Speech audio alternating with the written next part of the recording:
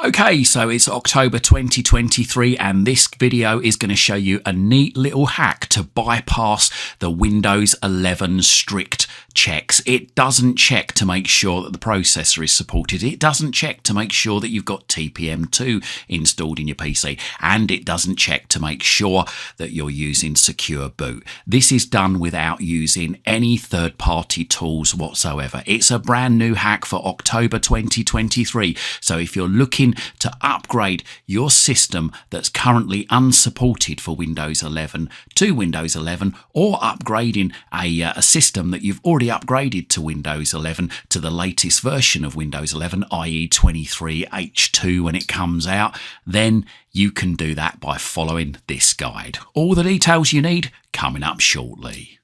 Don't forget to like this video, share it and subscribe to my channel. Doing these three things help us make more great videos for you. So, as I say, if you wish to upgrade your PC that isn't currently supported on Windows 11 to Windows 11, you can do this by following this video. It requires no third-party tools whatsoever. Everything you download is officially from Microsoft. Now, I should point out that if you are trying to upgrade a system that's not currently supported to Windows 11, you may face problems now or in the future, because Microsoft aren't going to be designing Windows 11 specifically for your PC. So you could find that it might crash. It might suddenly stop working when an update comes out. So I would say if the system is critical to you, if it's a production system, if it's a system used at work, then please do not upgrade to Windows 11. Instead, make sure that you buy a PC that is fully compliant with Windows 11. This should really be only used for educational purposes and for a bit of fun, really. But if you're not bothered, if you're not too worried about the consequences or the possible consequences later on, then by all means follow this guide. But if there is any important information on there, make sure you back it up regularly, won't you? Because like I say, at any time Microsoft could release an update which just isn't compatible with your PC. It will try and install it and it could cause problems. So there you go, warnings out the way. If you're happy to carry on, then let's carry on with this video. So first things first, we need to download Windows 11. So open up your browser, go to the address bar at the top of the screen, not the search bar there, go to the address bar at the top of the screen, and if there's anything in it, then delete it out. And we want to go to microsoft.com/software-download. Then /Windows 11. So that's all in lowercase, microsoft.com/software-download /Windows 11. If you need to copy this down, pause the video and unpause it once you've copied it down. So once you've typed that in exactly as it's shown on the screen, press enter or return on your keyboard. Then if you've typed in the correct address, you should see this website here. So let's scroll down, and what we want to do is we want to download the Windows 11 disk image ISO for x64 devices. Windows 11 isn't compatible with 32-bit systems. So it says there select download, so let's just do that. Select Windows 11 multi-edition ISO for x64 devices. There you go, and then click on download. Now it's just validating the request. So the next thing we need to do is we need to select the product language. Now this is important. We need to make sure that the product language matches what we've got installed already. Now you just need to make sure that you choose the same language. Now I've got English International installed. I just remember installing that originally. I've tried installing English United States and it won't update. So make sure that the language actually does fully match. If you download the wrong one, then just try another language. So I'm going to download English International. So click on that, click confirm, and there you go. It says validating your request. This may take several minutes, but it's not going to take several minutes. And then all we do is we click on 64-bit download and just let it download. Now this could take a while because it's a 5.4 gigabyte file as of the current time, as of October 2023. So As you can see on mine, it's going to take about 36 minutes to download. So I'm going to pause this video and we'll come back to it once it's downloaded. So, okay, mine is finished downloading. So I'm just going to close down Edge. The next thing we want to do is we just want to open up a yellow folder. So let's just open up any yellow folder. There's one at the bottom there. And we want to go into downloads. Find our download. At the moment, mine says win11_22h2 English International. Yours might say something different, but we're looking for a file that's around about 5.5 gigabytes in size, and obviously one that was downloaded today at around the time that you downloaded it. Let's just right click on that, and then you should see there one of the options is mount. Left click mount. If you're running Windows 11 and you don't see mount, then try clicking on more options. Then hopefully after a few seconds you should see this. Do you want to open this file? Left click on open. Then you should see all these files here. The next thing you want to do is hold down the control key or the CTRL key on your keyboard. That's the key in the bottom left hand corner of your keyboard. And then tap the letter A for all, and that will highlight all the files in there in blue. Once again, hold down the control key or the CTRL key and tap the letter C for copy. And then what we want to do is we want to click on this PC just there, and then double click on the C drive, and then we want to create a new folder here. So anywhere that's blank, right click, go down to new, and then go across to folder and left click folder. Now you should see there highlighted in blue, you've got new folder. Type in there Win11, all in lowercase, Win11. Then press enter or return on the keyboard, and then double click on the Win11 folder that you've just created. And then hold down the CTRL key again and tap the letter V for Victor.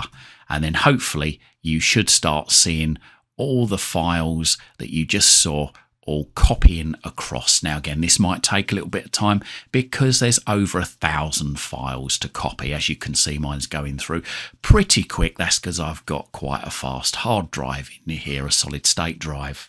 So hopefully shouldn't take too long, but just be patient with it. Okay, so once it's finished copying across, this box will disappear. In true Microsoft tradition, it does slow down at the end. So let's just close this box down here by clicking the cross in the top right hand corner. Then click on the start button. And what we want to do is we want to type on our keyboard C for Charlie, M for Mother, D for Delta. And then you should see after a few seconds under best match command prompt. Move your mouse over it, click on the right mouse button, and then left click run as administrator. The screen might darken. It should say, do you want to allow this app to make changes to your device? Click yes. Then you'll get this black box come up. And then what we want to do is we want to type in there C for Charlie, :Win11 /setup.exe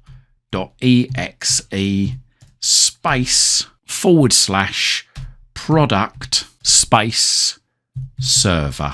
Just as it's shown on the screen there. Again, if you need to pause this video to jot this down, do so now, and then unpause it when you're ready, and then press enter or return on your keyboard. Then if you've typed in the command correctly, you should go back to this prompt and eventually you should see preparing.